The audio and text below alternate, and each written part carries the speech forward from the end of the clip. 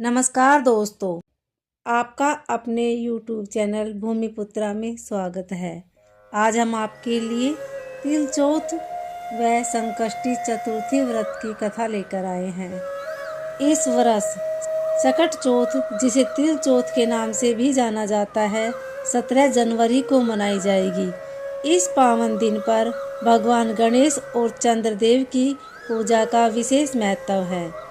धार्मिक मान्यता के अनुसार इस व्रत को रखने से संतान की लंबी आयु, सुख और समृद्धि का आशीर्वाद प्राप्त होता है।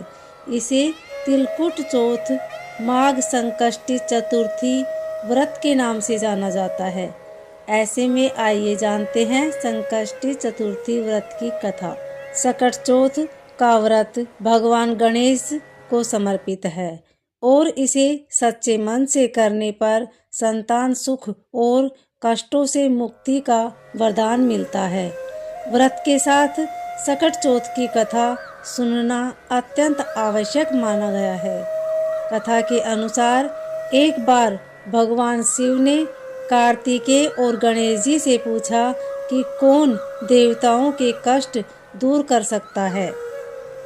इस पर दोनों ने स्वयं को इस कार्य के लिए योग्य बताया।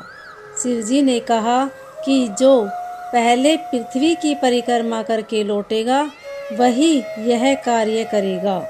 कार्तिकेय अपने वाहन मोर पर सवार होकर परिक्रमा के लिए निकल गई। इस दौरान गणेश जी ने विचार किया कि उसका वाहन चूहा है, जो पूरी पृथ्वी की परिक्रमा करने में अधिक समय लगाएगा। तब उन्होंने एक उपाय सोचा और अपने माता पिता शिव और पार्वती की 7 बार परिक्रमा करके वापस बैठ गया। जब कार्तिकेय लौटे तो उन्हें स्वयं को विजयी बताया। भगवान शिव ने गणेश जी से पूछा कि उन्होंने पृथ्वी की परिक्रमा क्यों नहीं की। गणेश जी ने उत्तर दिया कि माता पिता के चरणों में ही समस्त लोक विद्यमान है।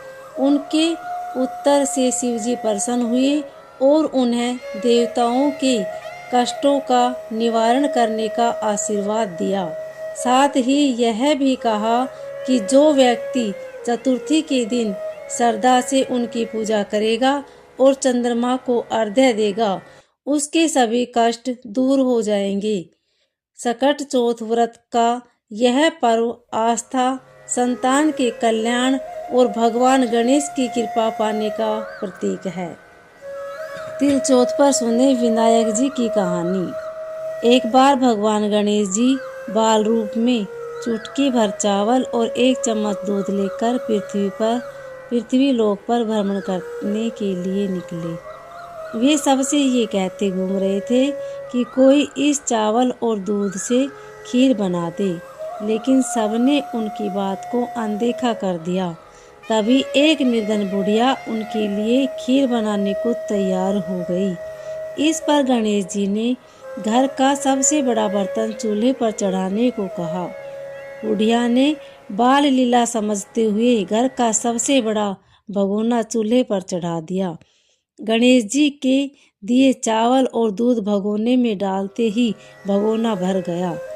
इस बीच गणेश जी वहां से चले गए और बोले, अम्मा जब खीर बन जाए तो बुला लेना।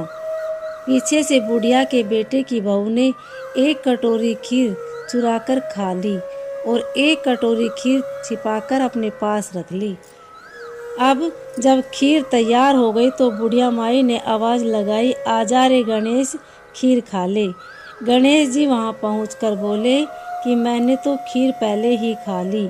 तब बुढ़िया ने पूछा कि उन्होंने खीर कब खाई। तब गणेश जी बोले कि जब आपकी बहू ने खीर खाई तभी मेरा पेट भर गया। बुढ़िया ने इस घटना को सुनने के बाद उनसे माफ़ी मांगी।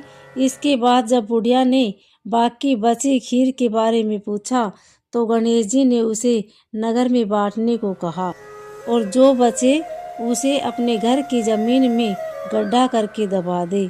अगले दिन जब बुढ़िया उठी तो उसकी झोपड़ी महल में बदल गई और खीर के बर्तन सोने के आभूषणों से भरे थे। गणेश जी की कृपा से बुढ़िया का घर धन दौलत से भर गया। जैसी गणेश जी की कृपा बुढ़िया माई पर हुई वैसी सब पर करना। तो यह थी सकट चौथ व्रत की कथा। अगर आपको अच्छी लगे तो वीडियो को लाइक शेयर सब्सक्राइब जरूर करें। कमेंट में ओम श्री गणेशाय नमः अवश्य लिखें। धन्यवाद।